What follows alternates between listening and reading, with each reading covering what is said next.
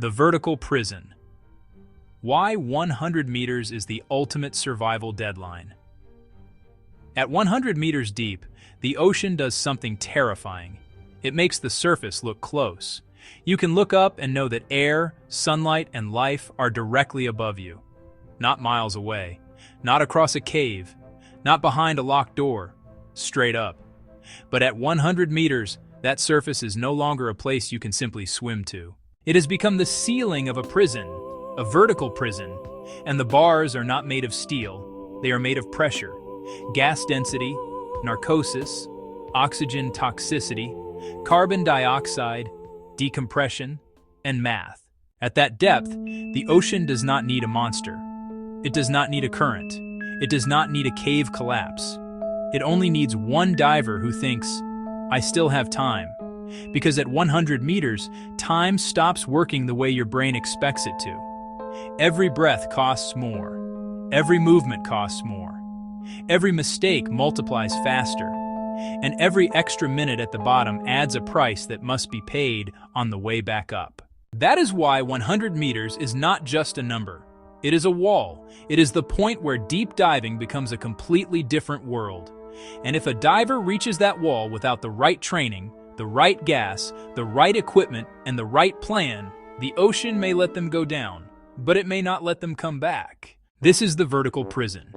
And today, we are going to explain why 100 meters may be the ultimate survival deadline. Before we go deeper, this is not dive training. This is a survival and physics breakdown. Technical diving requires professional instruction, planning, equipment, and discipline. The ocean does not forgive guesswork. Now imagine the descent. The diver drops below 10 meters, then 20, then 30. At 30 meters, they are already at the common recreational depth limit in many places. The pressure is 4 atmospheres.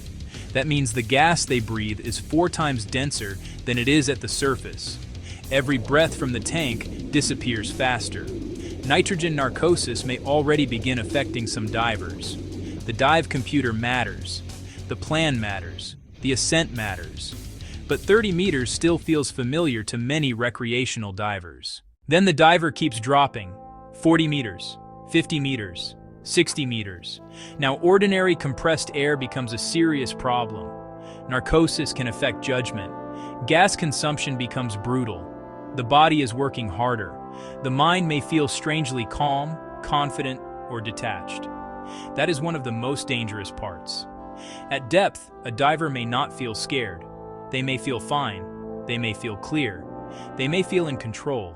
And that feeling can be a lie. Because nitrogen narcosis does not always feel like confusion. Sometimes it feels like confidence.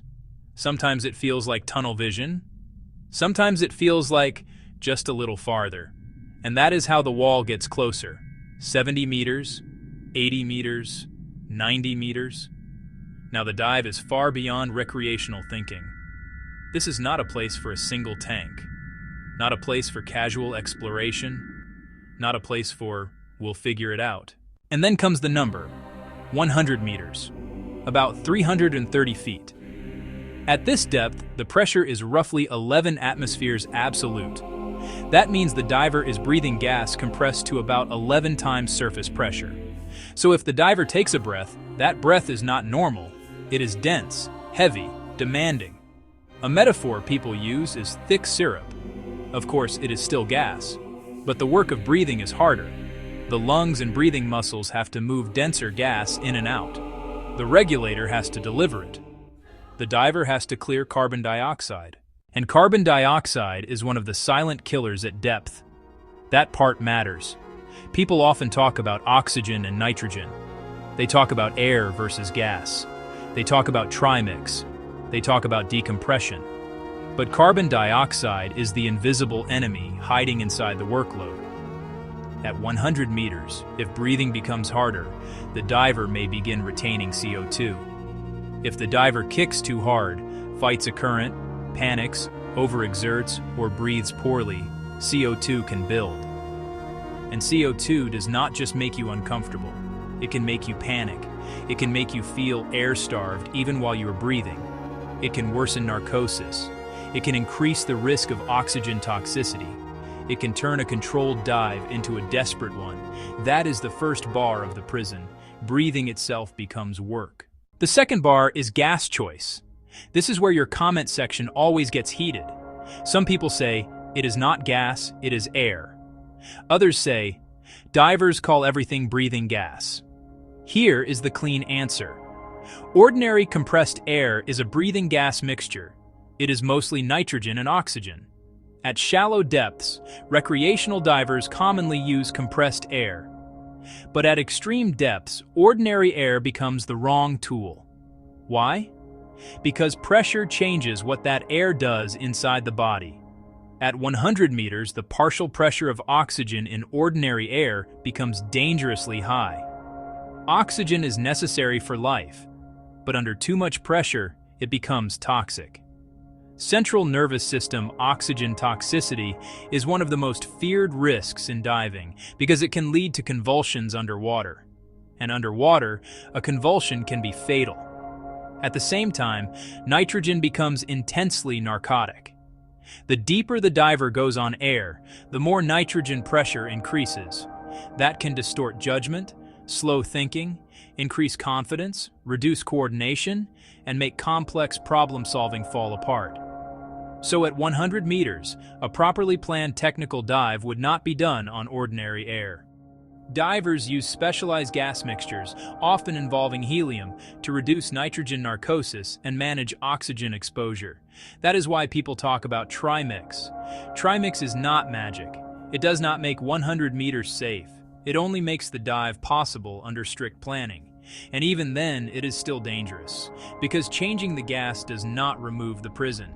It only changes the shape of the bars. Now comes the third bar, gas consumption. This is where the math turns cruel. At the surface, a diver might breathe a certain amount of gas per minute, but at 100 meters, the pressure is about 11 times greater. So the same breathing rate uses gas about 11 times faster from the cylinder. That means a diver who thinks they have plenty of gas may discover that their tank is disappearing at a shocking rate. Now add stress, add cold, add current, add poor visibility, add a problem with a teammate, add a stuck fin, add a lost guideline, add an unexpected restriction. The breathing rate goes up, and when the breathing rate goes up at 100 meters, the tank does not slowly drain, it falls off a cliff. This is why technical divers plan gas with brutal seriousness.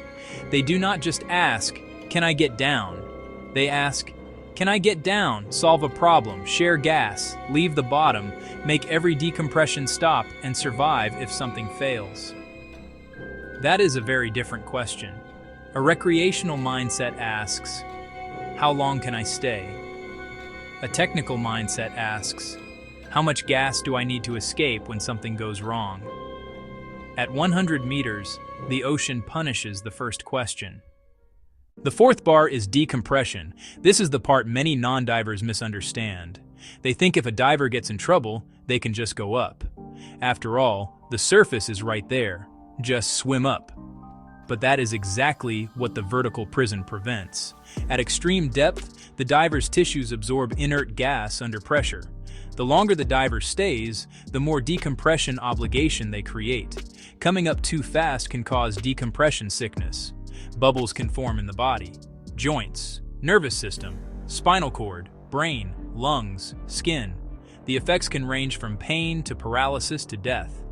That means the ascent is not just an escape, it is a schedule, a sentence, a carefully controlled climb with stops at different depths. At 100 meters, the diver may spend only a short time at the bottom, but the decompression on the way up can become long, complicated, and unforgiving. That is the brutal math. One extra minute at the bottom can add many more minutes on the ascent. A delay becomes a debt, a mistake becomes interest, and the ocean collects. Now picture the psychological horror of that. You are deep. You know the surface is above you. You know you cannot bolt. You know your gas is limited. You know your body needs time. You know your computer or plan is telling you to stop. And if something is wrong, you are trapped between two dangers. Stay too long and you run out of breathing gas. Go up too fast and your own body becomes the hazard. That is the vertical prison. It is not a cage you can see. It is a cage created by physics. Now let's talk about the biological wall. At extreme depth, the human body is under stress from multiple directions. There is narcosis. There is oxygen exposure. There is CO2 retention. There is cold. There is gas density. There is high-pressure nervous syndrome, especially associated with deep helium dives. HPNS can involve tremors, dizziness, nausea, twitching, and cognitive effects. Not every diver experiences it the same way. Not every dive produces the same symptoms. But the point is simple. At extreme depth, the body is not operating in normal conditions.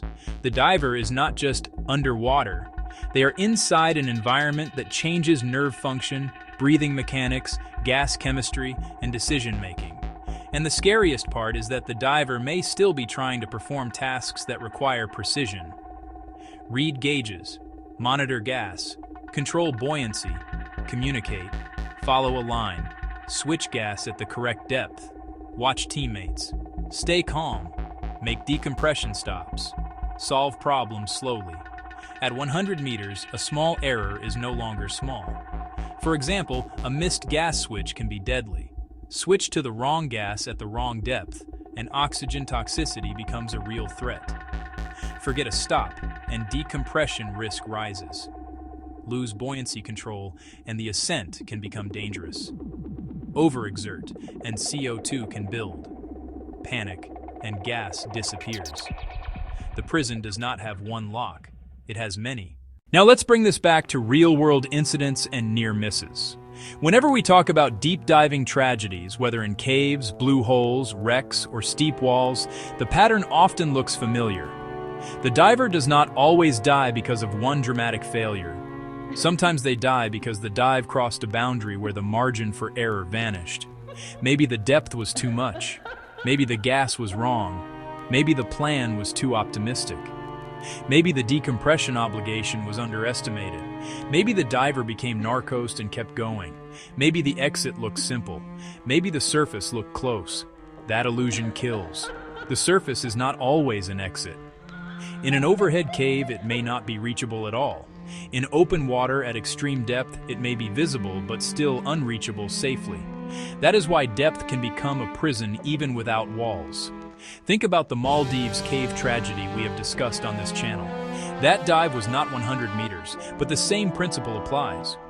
Once divers are deep, breathing ordinary air, entering an overhead environment, and making decisions under pressure, the escape route becomes mathematical.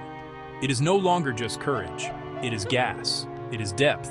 It is time. It is visibility. It is decompression. It is whether the plan still works after the first problem appears. And that is the key lesson. The ocean does not care whether a diver meant to go that far. The body does not care whether the diver had good intentions. The computer does not care whether the diver is experienced. Physics does not negotiate. At 100 meters, everything must be planned before the dive begins. Not during, not after the first problem, not when the gas is low, not when the diver feels strange, not when the exit is unclear. Before. That is why technical divers are so strict about planning. To outsiders, it can look obsessive. Redundant cylinders, backup computers, gas switches, stage bottles, team protocols, turn pressures, decompression schedules, bailout plans, surface support, emergency gases. But at 100 meters, obsessive is another word for alive, because the depth is not waiting to see if the diver is confident. The depth is only asking one question. Did you bring enough plan to leave? And most people have no idea how unforgiving that question is. Let's do the simple version of the gas math. At 100 meters, pressure is about 11 atmospheres. That means gas is consumed around 11 times faster than at the surface. So a calm breathing rate becomes expensive. A stressed breathing rate becomes catastrophic. Now imagine two divers. One has a problem. They must share gas. Now one supply may be supporting two breathing rates. If both are stressed, that gas disappears even faster. And unlike shallow water, they cannot simply ascend directly to the surface. They still owe decompression. That is why just bring another tank is not the full answer. You need the right gas, enough gas, backup gas, a plan for losing gas, a plan for sharing gas, a plan for leaving early, a plan for decompression, a plan for failure. At 100 meters, survival is not about having air. It is about having a complete exit system. That is the difference between diving and surviving. Now think about how deceptive the deep can be. The descent feels easy. Gravity helps. The water may be clear. The diver may feel calm. The numbers may be exciting. The camera may be recording. The wreck may be below. The cave entrance may be right there. The wall may keep dropping. The bottom may seem close. The mind says, just a little more. But the ocean is setting the trap on the descent. Every meter down increases pressure. Every breath costs more. Every second adds exposure. Every decision creates a larger exit problem. The descent is the easy part. The ascent is where the bill comes due. That is why 100 meters is such a powerful symbol. It represents the point where the romance of the deep collides with the mathematics of survival. People are drawn to depth because it feels like crossing into another world. And in a way, it is. There is less light, less warmth, more pressure, more silence, more danger.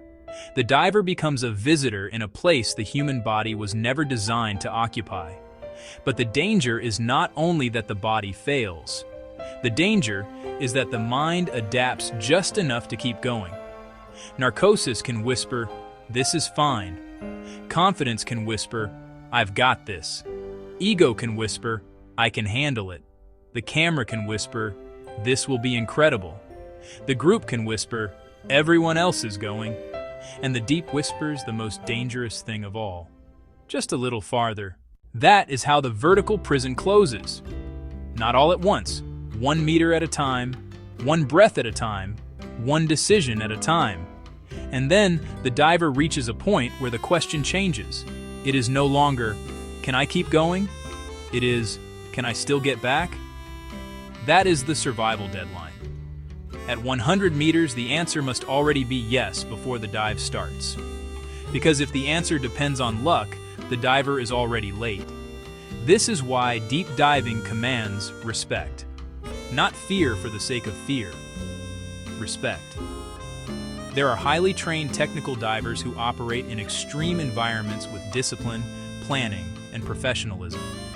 They understand that the ocean is not impressed by bravery. They understand that depth is not a trophy. They understand that turning around is not weakness. It is survival. The best divers are not the ones who always go deeper. The best divers are the ones who know exactly when the dive is over. And sometimes the strongest decision in diving is made before anyone enters the water. No, not today. Not with this gas. Not with this equipment. Not with this team. Not with this plan. Not at this depth. That one word can save a life. Because once the diver is at 100 meters, the choice may no longer be simple. The prison may already be closed. So the lesson is not that 100 meters is impossible. It is that 100 meters is honest. It reveals whether the diver respected the math. It reveals whether the plan was real. It reveals whether the gas was correct. It reveals whether the team was prepared. It reveals whether the diver understood that the surface is not always an escape. At 100 meters, the ocean does not chase you. It simply waits. It waits for your breathing rate. It waits for your gas supply. It waits for your decompression obligation. It waits for your first mistake. And if the plan is weak, the ocean does not have to do anything dramatic. It just lets the numbers close around you. That is the vertical prison, a place where the way out is visible but not reachable on instinct. A place where the shortest path to the surface may be the deadliest path. A place where every breath is counted, every minute is debt, and every meter matters. So the next time someone says, "It was only depth," remember this. At 100 meters, depth is not just distance. Depth is pressure. Depth is chemistry. Depth is biology. Depth is gas math. Depth is decompression. Depth is time. And time is the one thing a diver at extreme depth never has enough of. The ocean may look calm from the surface, but 100 meters below, it becomes a courtroom. And physics is the judge. The verdict is simple. Bring the right plan, or do not enter. Because at that depth, survival is not decided when the emergency happens. It is decided before the dive begins. And that is why 100 meters remains one of the ultimate deadlines in diving. Not because the surface is far away, but because the surface is too close to trust. The way out is right above you, but the ocean has already locked the door. So here's the question for you. What do you think is the real killer at extreme depth? Is it nitrogen narcosis, oxygen toxicity, gas consumption, decompression? Or is it the belief that experience can beat physics? Drop your thoughts below. And as always, respect the ocean, respect the plan, and never let curiosity outrun the math.